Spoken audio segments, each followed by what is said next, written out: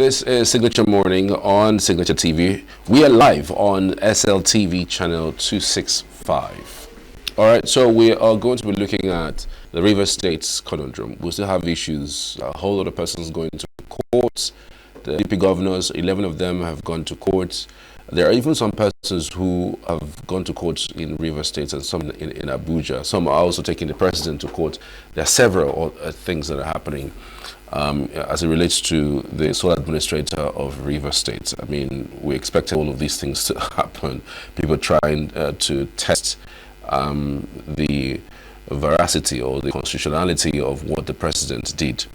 We have on Zoom this morning Professor Benjamin Ogele Okaba, the president of Ijaw National Congress Global. Good to have you morning. Thank you for joining us. Yeah, good morning. Good morning, viewers. It's a privilege to be here this morning. Thank you. All right, you're welcome. Give us an overview of what the Ijaw Nation, because I've seen several, persons speaking from Ijaw Nation. It's not particularly clear where Ijaw Nation stands right now as it relates to Simila's Fubara suspension. What is the stand of Ijaw Nation regarding this suspension? We are consistent in our condemnation of the suspension. As far as we're concerned, it's unnecessary, it's illegal, it violates the rule of law, and to a large extent condemnable. We still feel that the president was easy in making that declaration, describing it as necessitated by pipeline vandalization, etc., etc. We believe that right from the beginning of the crisis, because there were early warning signals that some persons were overreaching their responsibility and breathing badly on the necks of the suspended governor of Rivers State. If equity and justice had prevailed in all the earlier agreements or arrangements or parties that they had, we wouldn't have gotten to the point. So, talking about the position of the Ijaw Nation, clearly the sole administrator for us is not the appointment of sole administrator is not acceptable to us. And if one can go further, you see that it's not just about the Ijaw people. People across Nigeria and members of the international community are united in condemning this undemocratic imposition of somebody who never contested election into an exalted regime, particularly where the democratically led processes were never followed. And just like you rightly said, we intend to apply systemic engagement, and as well as deploy legal frameworks in expressing our grievances on this matter. Thank you. All right. But again, the president would say that he saved a whole lot of situation. I mean, if those bombings of pipeline continued, I mean, only God knows where would have been right now, given what he is looking to achieve. He also mentioned that he gathered his strengths or his powers to do what he did from the Constitution, and corroborated by the Attorney General of the Federation. Don't you think he also saved Similai Fubara from impeachment? I said earlier that In the build-up to all of this, if certain actions had been taken by the president to boldly address the issues, in fact, it is purely a matter of state capture. It was clear.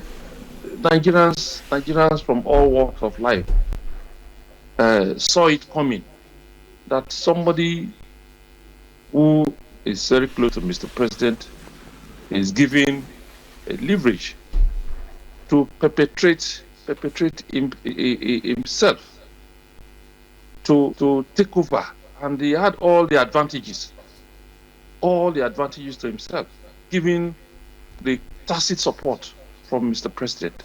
We wouldn't have gone through all of this. Now remember, there were agreements as to withdrawal of court cases.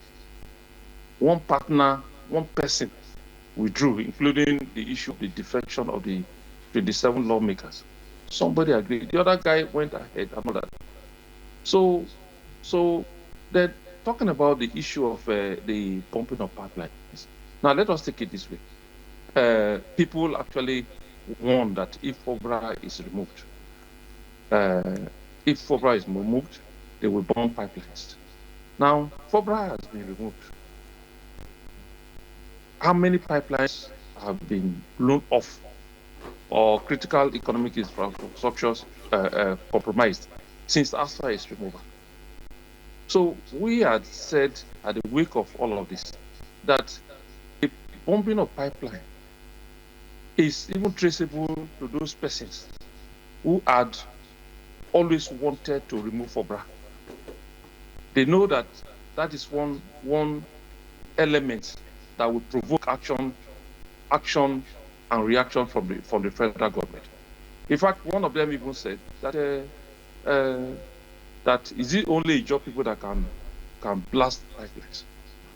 And we have also got incredible information that the pipeline, the vandalization of pipeline that took place in Ogoni and these other places that were cited has nothing to do with the crisis. It was just a coincidence, and they were a result of a system failure.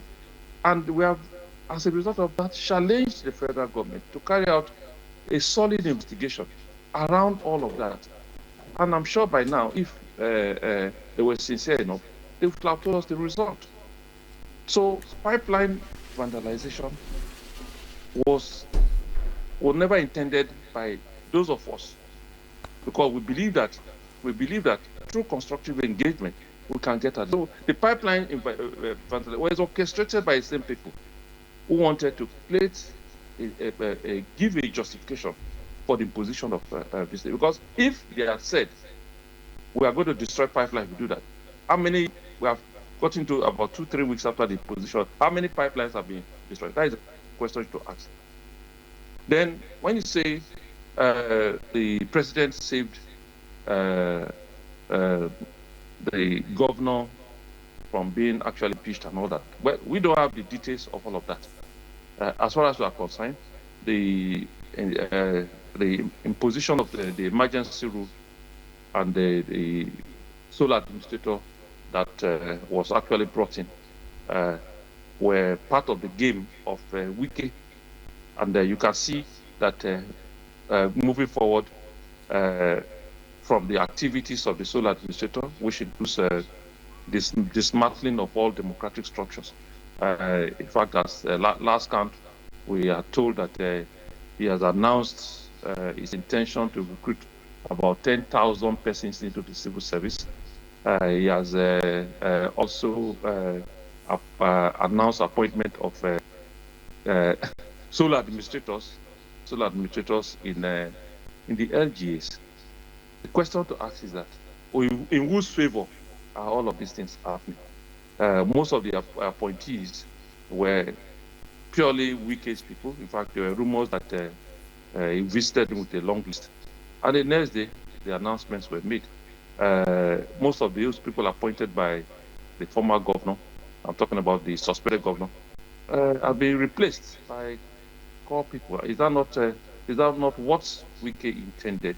Is it not just is it not a sync with what he has always talked about, which is to seize power and to make the state ungovernable for the suspended governor, and to seize power, total power from him, so that he can be fully in charge of the politics and the economic resources of the state.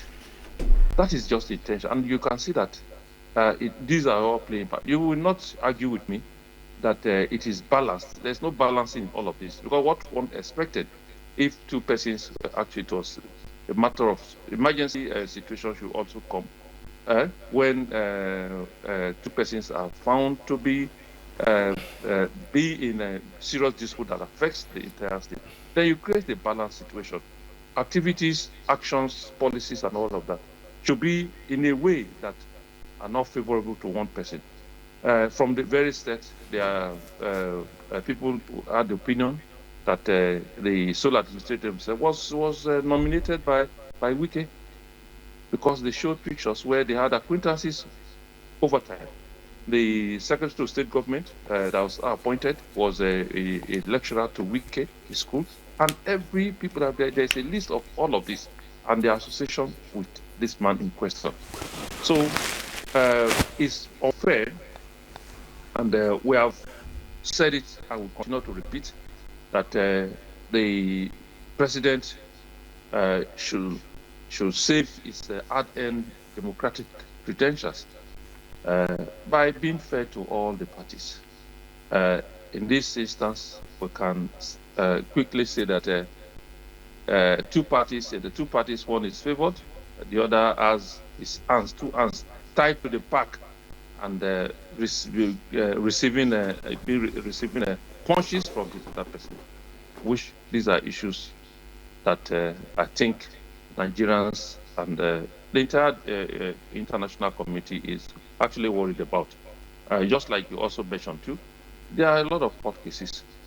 Even when the House of Reps warned that he has no business having local government caretaker members of this, and this was amounted to violation of rule of law, and he blatantly refused and went ahead.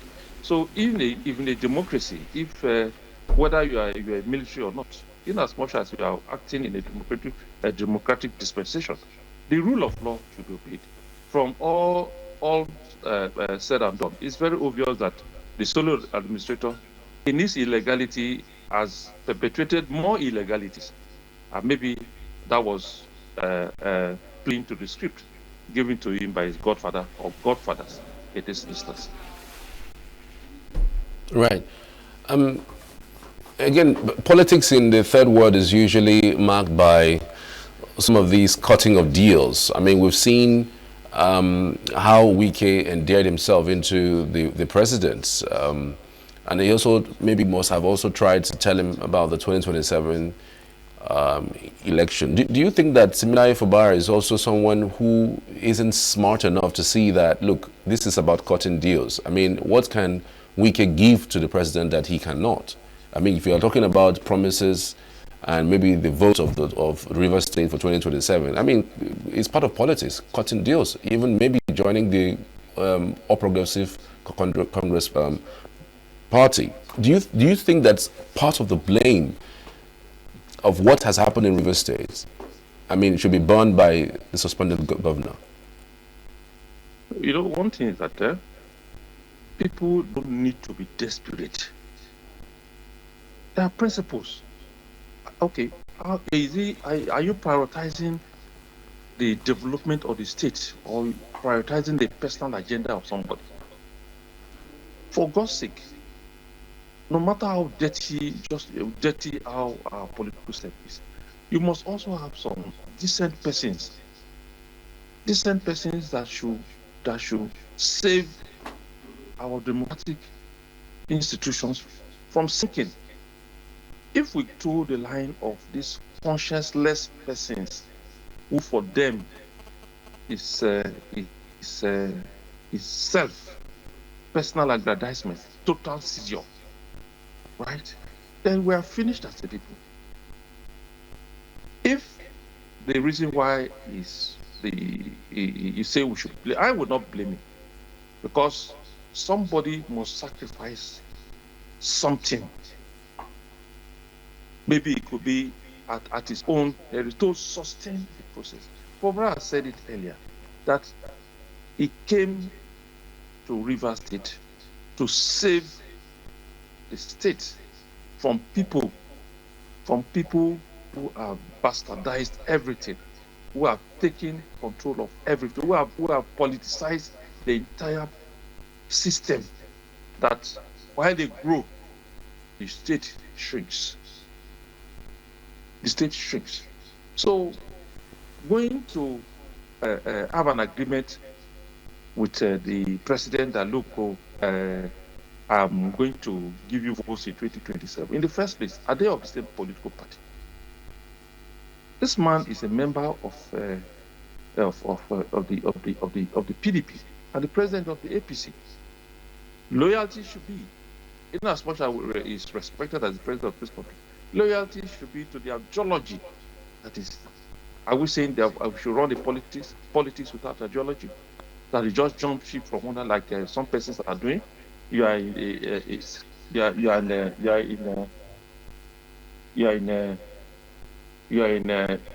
PDP, or you are serving more vociferously.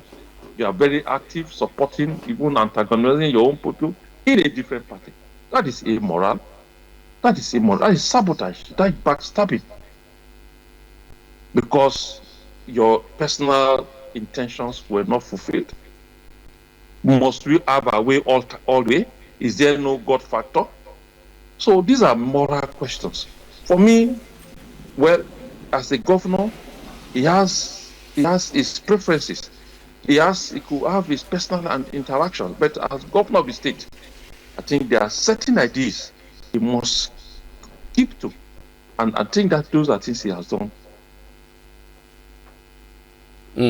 So going forward, with what you have said, I mean, you've analyzed some of the actions that the sole administrator have carried out, which for you, it seems that he wants to perpetuate himself further. Do you think this power struggle is largely about 2027? Because I keep saying it. I mean, if Wike wasn't a minister, I mean, would he have these powers to do these kinds of things? And in the past, in fact, we've had a former governor who turned out to become a minister in an opposing government of the day, and we didn't see this kind of drama happen. I mean, we have even had state of emergency in the past. And I mean, governors maintain their seats. I mean, why is Rivers conundrum so important? Why is Rivers State?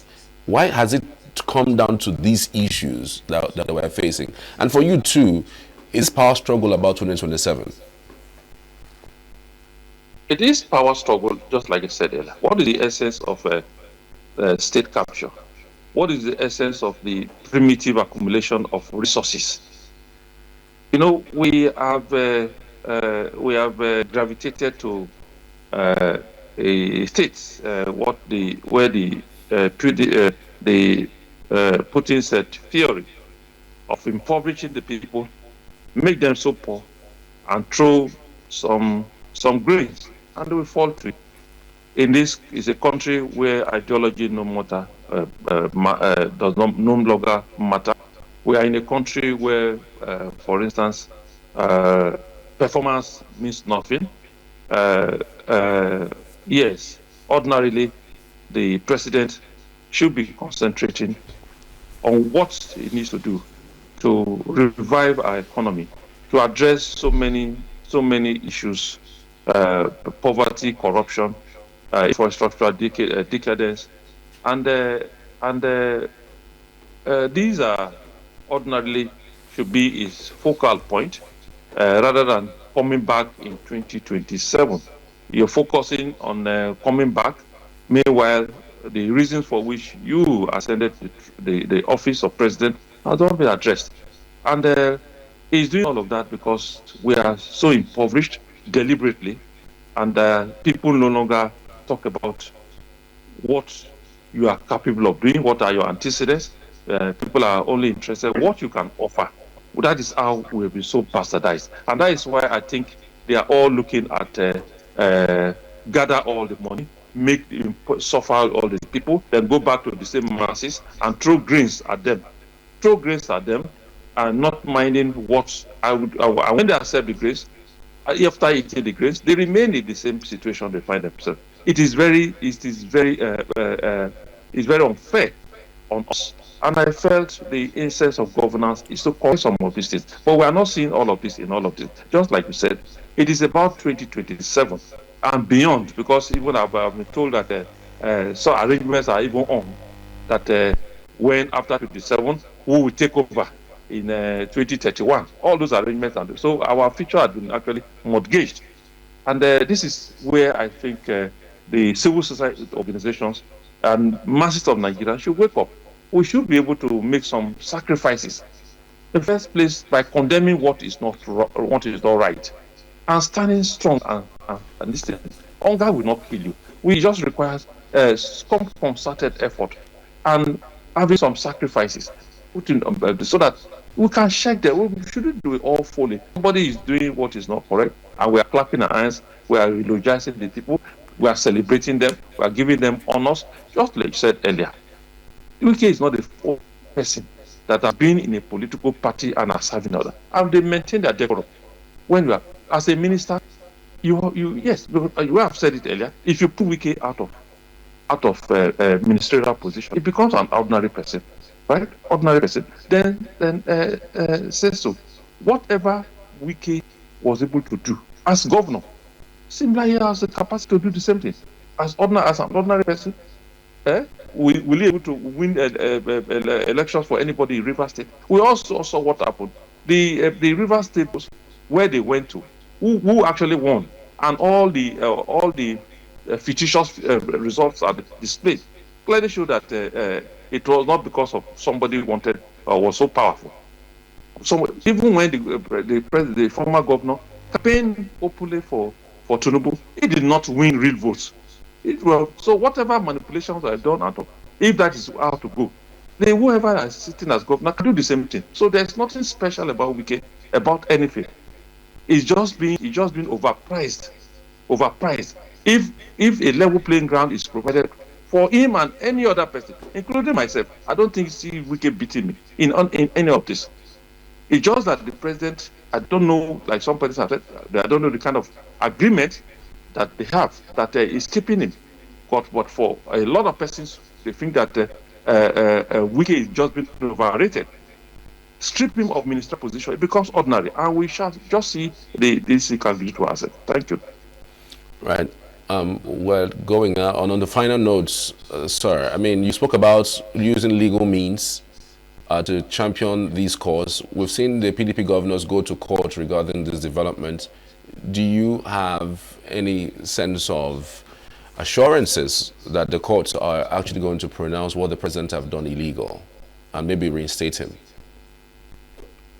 Going by what has happened in the past, one was very pessimistic because it's obvious that the courts have been compromised. Even the National Assembly in their conduct to accept or reject, we saw that there was no transparency. There were also clear illegalities in all of that.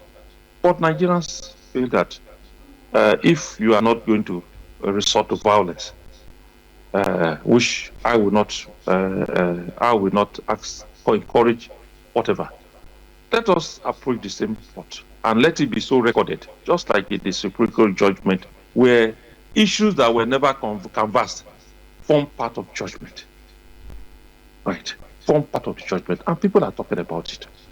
Let us continue to apply to the same courts that has seemingly compromised and working for a system. Right? Let's apply and let them continue to say no. Given this situation, for instance, some persons have gone to court on the issue of perjury. The evidences and all that are there. They are written to the Nigerian police to investigate within some periods, and they will go to court. And let the same court say that, well, these persons who had openly deflected to this party, according to the constitution, this is are still members. Let the court make that pronouncement and let it be so. Let it be there and be recorded and be piling up, because these infractions. The important thing is that no matter how you pile up evil, a day of reckoning shall come, where all of these things will be revisited, and whoever that has participated in providing wrong judgment, we account for it. Not only Nigeria, international community is warning.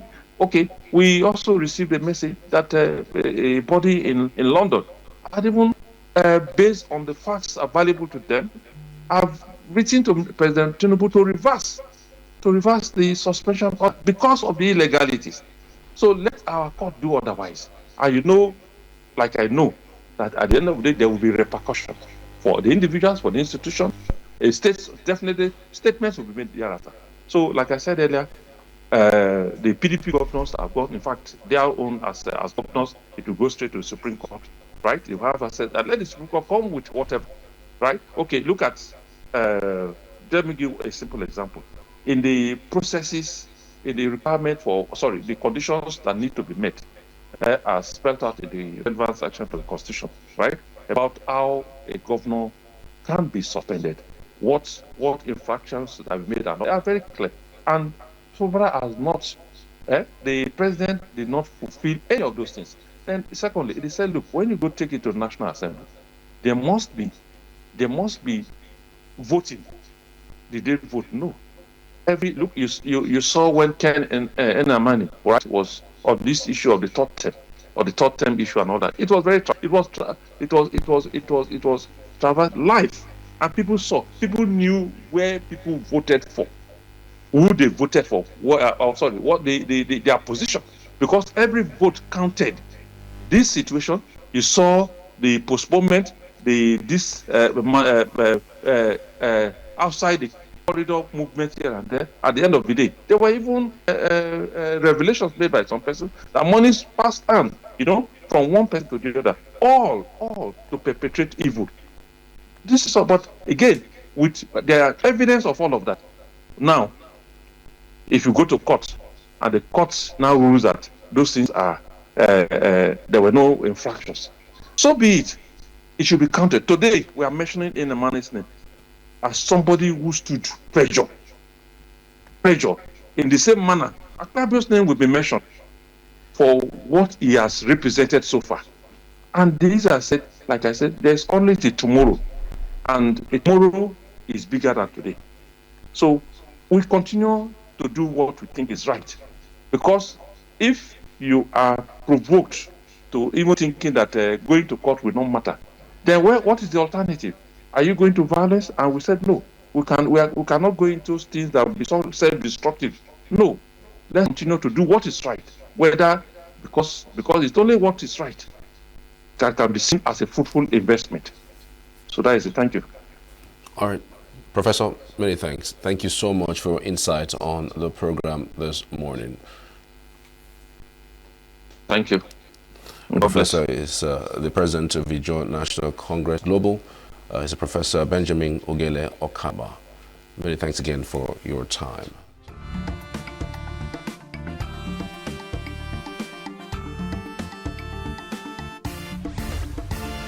Signature TV, news in your pocket.